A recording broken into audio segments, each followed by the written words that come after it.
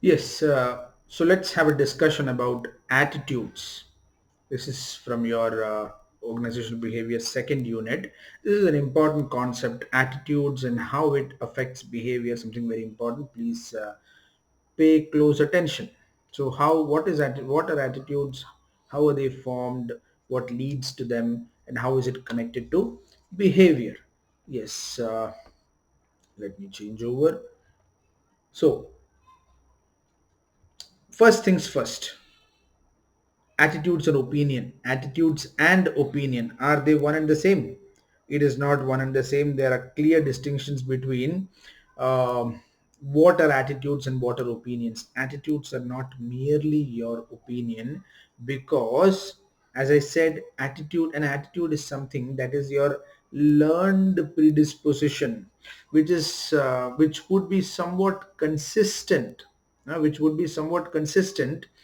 it is also evaluative, uh, and it also almost always directs your behavior.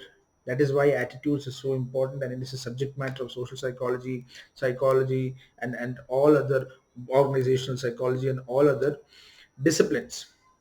So, as I said, it is a learned predisposition to respond favorably or unfavorably towards other people's other people, objects, or ideas. It is relatively enduring, consistent, but it is also open to change, and it has direction and intensity. Most important thing, please remember, it is learned, it is socially constructed. It is learned, it is socially constructed.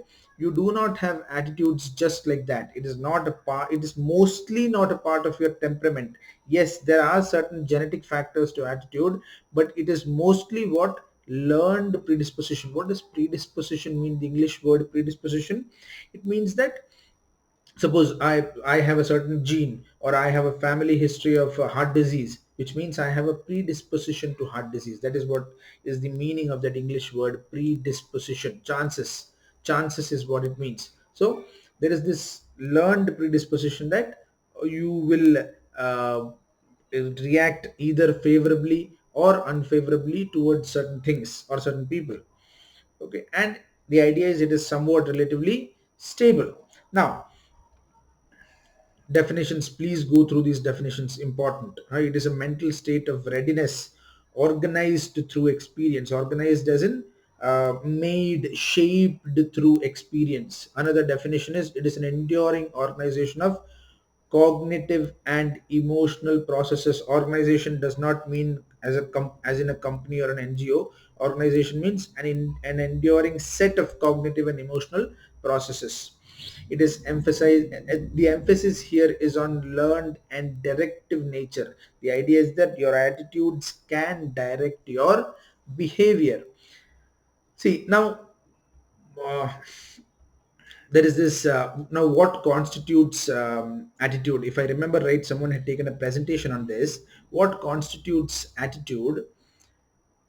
Before we go there, please keep in your mind, attitudes are our you can call it maybe mental shortcuts that people have to respond towards things.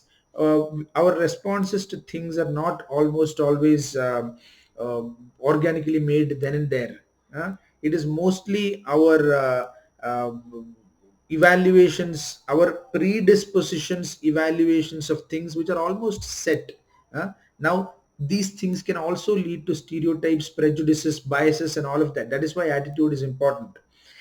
The idea is attitude can shape your evaluation of something, even before your perception of something. Attitude can shape your perception of something even before an objective evaluation.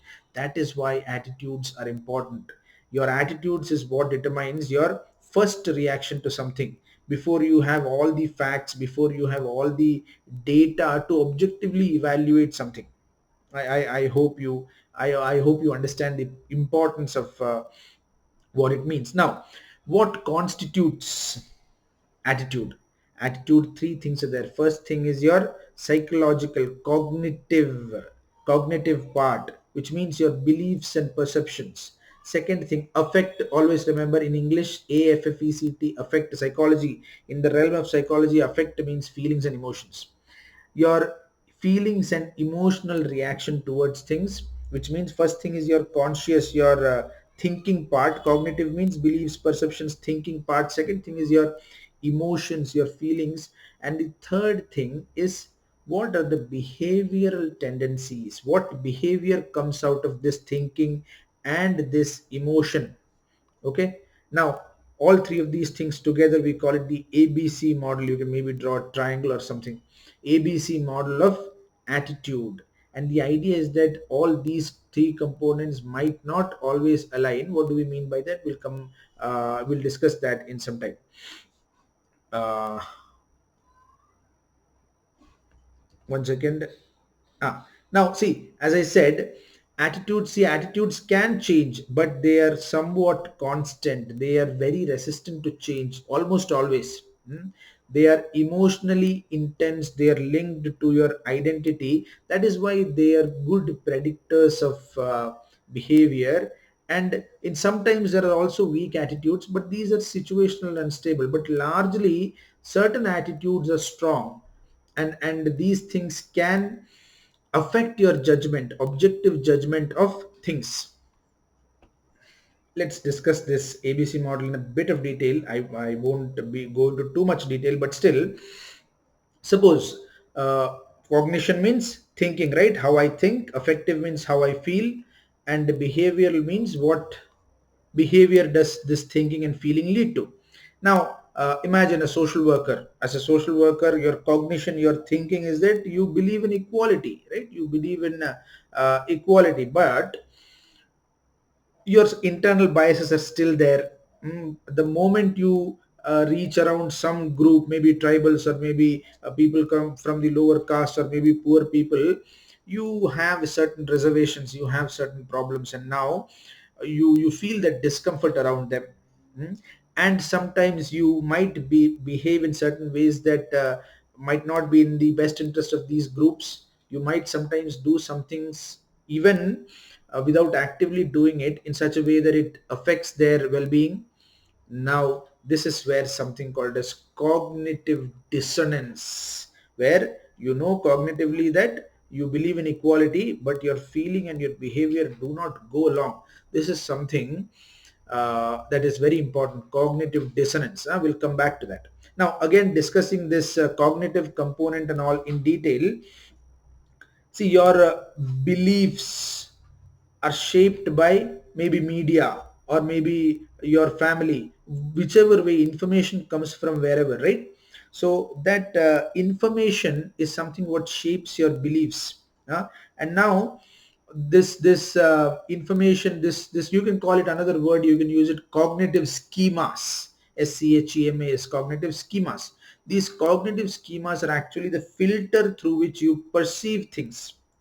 And it can lead to, as I said, stereotypes, biases. See, mental load, it can reduce your mental load to you as an individual. It can be, in a way, you can use the term cognitively economical, easier for you as an individual. But on a societal level, if everyone starts thinking based on these stereotypes, it can affect the society in a negative way. Now, coming to the affective component, the feelings component. Everyone knows emotion is stronger than logic almost always. See, I'll give you an example. You information, you being bombarded with information from the news that about crimes going on around you. Now your fear of crime may exceed what is actually there happening on the ground. In reality only 10 murders would be happening in a year, but the media portrays these 10 murders in such a way that you feel that, okay, massacres are going on around and it is not safe to go out on streets. Your emotions are being heightened.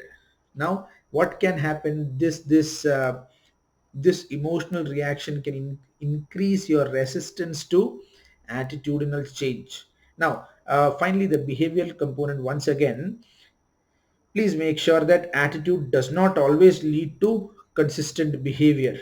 It is your behavior. Attitude is one filter. Behavior is influenced by maybe the your what is the role expectation. Suppose you are in an organization, what is the role expectation? What is the institutional structure? Now, do you have any economic constraints? All of these things also together along with attitude determine what? Determine your behavior. um, Suppose we are in a organizational climate. Remember, we are in a situation where everyone says that we should have supportive supervision, everyone should help each other, but we never practice that. Imagine, because of a lot of reasons. Because the donor agency does not help us promote a climate like that where we can help each other. Everyone is in that competition mode because the donor agency wants us to do that way. They have structured things in such a way. Another thing, suppose your favorite cricket team, your favorite political party, even if I show you objective reality, you might find it difficult to do what? You might find it difficult to change your attitude. Now, next thing, what are the factors influencing attitude? Strength of attitudes I already mentioned, right? What are the factors influencing attitude? It can be the micro factors, maybe your family, the micro factors. The other thing can be the meso factors, maybe call them meso factors, your peer group and other institutions like maybe what religion, the extended family, clan, and all of that can be the meso factors. And the or education, it can be education also. And the other maybe the macro factor, call it the other systems, the media, digital ecosystems, or cultural and structural context, which means culture and ideology, easy way to say it. So all these three things at different levels, the micro level, the meso level, and the macro level, these three things can affect your attitude. Now, family, you know how family affects your attitudes, right? Because family, in a way, if you look at it, can be the vehicle of family can be the vehicle of the vehicle of culture, right? Where do you get your culture from? Where do you get your political beliefs from? Where do you get your gender roles from? Where do you get your biases about others from? Religious beliefs from family, right? In a way, you can say that families transmit prejudice intergenerationally. Huh? Make sense? Yes. Now, the other thing can be peer influence, peer groups, and conformity. uh, See, two things can happen. First thing is uh, information influence. Peer groups can give you certain information which your parents or other means cannot give you, right? You get certain information from them, so in a way they influence you. uh, the other thing can be normative influence, group norms. Remember, norms and laws, the difference, you know that. So just to be a part of the group exerts influence over you through certain norms. Everyone follows these norms, so you also have to follow these norms. So in these two ways, you peer structure, peer pressure, and conformity still has some power over you. So that also determines your attitudes. See, so you are an educated person, but you might still take part in some superstitious ritual just to be a part of your group, isn't it? To be part of your peer group or whatever group. The other thing can be education. The other thing can be education. Now, education, how does it affect your attitude? It can give you scientific, rational mindset. It can promote tolerance. It can expose you to diversity and broaden your horizon, broaden your mindsets. So education is something that can do that. Now, the third thing can be media and technology. Media and technology also affects our attitudes in a lot of ways. It shapes our what is important, what is not important. Media plays a lot of important, gives a lot of importance to that. See, one concept that you can remember here is echo chambers. Literally, what does an echo chamber mean? You sit here, you say something, you hear that here you get it back as an echo, right? It reverberates back to you. Same thing happens with social media also. See, if you watch only certain kinds of social content on social media, it will again suggest the same kind of content, right? Mark Zuckerberg does not care what is good for the world. He just wants more people to use social media. So that is where the term echo chambers is used. Social media is an echo chamber. If you suppose believe that reservations are bad, social media does not suggest you something where, okay, this person has some good point about reservation. It will only show you more content where it aligns with your viewpoint. Echo chambers. So media and technology in a way can impede your critical thinking. It can sometimes lead to radicalization. And another important part of this thing, this will also be a micro only, a micro determinant of attitude. Determinants as in causes, okay, causes of attitude. Determinants, factors of attitudes, can be personal experience, isn't it? We draw a lot of our attitudes, conclusions, inferences from uh, what our personal experience. Suppose if you've had very good experiences in your life with people, you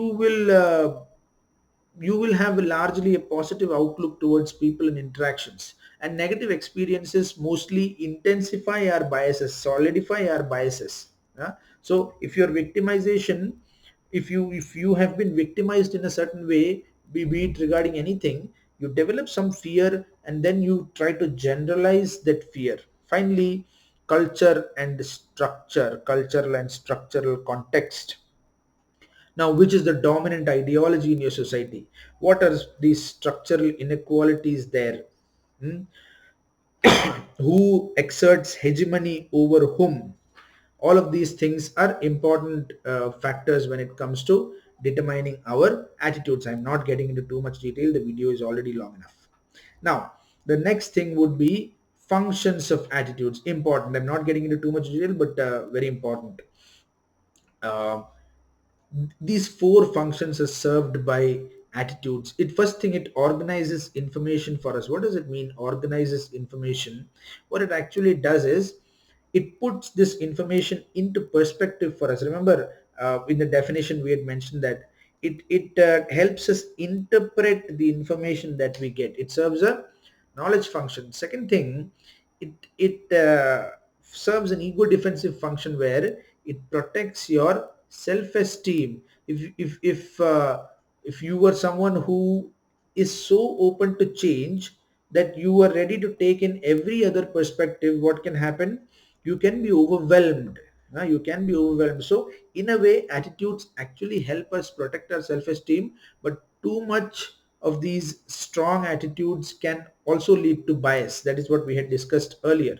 Second thing, third thing, value expressive function. What does it mean? It helps you express your core identity, because all these attitudes and together things together are actually, they're a part of your identity, right? They help you express who you really are. So that is why it is a part of you, attitudes. And the fourth and final thing, instrumental function. Because see, most of us are utilitarian people. We want to maximize rewards and minimize punishments, as simple as that. Most of our actions are for that. Now, attitudes also serve this function. Remember, I told you these are mental shortcuts, attitudes, isn't it?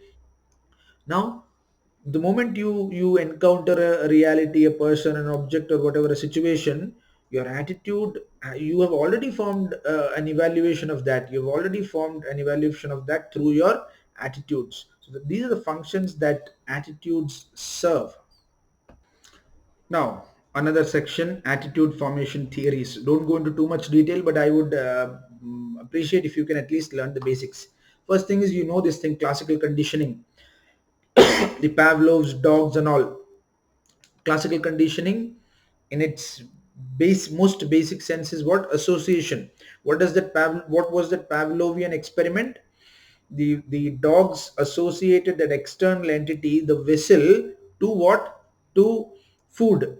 Now even if the researcher would blow the whistle, they do what? They still salivate even if no food was there. So an external entity, you see the food, you salivate, is okay, that is normal. But now you are associating that salivating, that biological function, to that vessel, not just food, the direct the stimuli. That is classical conditioning. Now classical conditioning and operant conditioning together, those are very big discoveries in psychology. These things can help to change behavior. How do they change behavior? By changing your attitudes. So these things can form your attitudes and also help with attitude changing. Operant condition again, rewards and punishment, remember. So if certain behaviors are punished and certain behaviors are rewarded, you will naturally change your behaviors according to that. That is what operant conditioning means. Okay, classical conditioning and operant conditioning are two different things. Please learn them properly. Other thing is social learning theory, Albert Bandura. That is also a very easy theory. Social learning theory means what? You model your behavior on the behaviors of others. huh? You learn by looking at others, modeling your behavior on what others do, which means social learning theory means you learn your behaviors. You are not born with behaviors. Now another interesting take theory for attitude formation is cognitive consistency approaches. What does that mean? Remember the ABC model: attitude, behavior, attitude, cognitive, affective, and behavior model, which means think, act, feel model. Which means what if there is an inconsistency there? Remember what I said, cognitive dissonance, which means what? You think something but your feelings and your behavior are not according to that. There is no consistency. That cognitive consistency is not there. Now a lot of what training that we give to people, suppose we are giving police training, a lot of training that we give to people is actually to bring in this cognitive dissonance. And the idea is that then people will change their behaviors or attitude to bring about that internal consistency. ABC model consistency, that is what cognitive dissonance means. Please go read up extra. You come back to me if you want more information about this. Another same thing, theory of planned behavior, another theory, which means behavior is influenced by the attitude towards behavior. What does that mean? Rewards and punishments, which means what are the subjective norms, what are the social expectations, what things are punished, what things are rewarded. Which means you adjust your behavior and your attitude according to what? According to what the society wants, according to what others want. Huh? That is the way we bring about changes in attitude and behavior. That is how attitude and behavior are actually related. So see, attitudes and behaviors are very much related, but there is no guarantee. Remember, just because someone has certain attitude does not mean that they will what they will it will lead to that particular behavior. See, attitudes are stronger when they are specific and accessible, which means that you yourself, that cognitive part is clear. Huh? Out of the ABC model, you yourself are very clear about what you want. Hmm? But again, as I said, attitudes are not entirely psychological things. They are moderated by, remember, cultural, structural, situational constraints. It is influenced again by rewards and punishments, social desirability, and role expectations. So which means attitudes lead to behaviors. So which means your thinking, your cognitive, then which it leads to a certain affective component, which means your emotions, then it leads to a certain behavior. But that process is not entirely psychological within your head. As a moderating mediating variable, you have in between what the society wants, that is also there in between. So finally we are coming to an end. What is the application in social work? Remember that cognitive dissonance example that I gave you. You are someone who your organization values what? non-judgmental attitude, acceptance and all of that. The profession values that. But suppose you as an individual, you have a stigmas about certain people, maybe HIV, people with HIV, maybe women, maybe certain other groups, maybe certain religious groups, that would not work. So in social work and all, worker attitudes are extremely important for any kind of positive outcomes for the projects that we engage in. So it is central to reducing stigma and culturally sensitive practice. Nowadays, even for doctors, we say that there should be culturally sensitive practice. And fine, as I said, it all leads to ethical and professional conduct, right? So which means if you are someone who already has that cognitive consistency, great. But or any kind of training, the idea is that you want to bring about attitudinal change in people. Does your training module create that attitudinal change? Attitudinal change means change in cognitive, change in affective, change in behavioral components, ABC. So I hope you now have some idea about how attitude and behavior are related. What is attitude? What are the factors of attitude? What are the components of attitude? What are the theories of attitude formation and attitude change? I hope this was somewhat helpful. Thank you.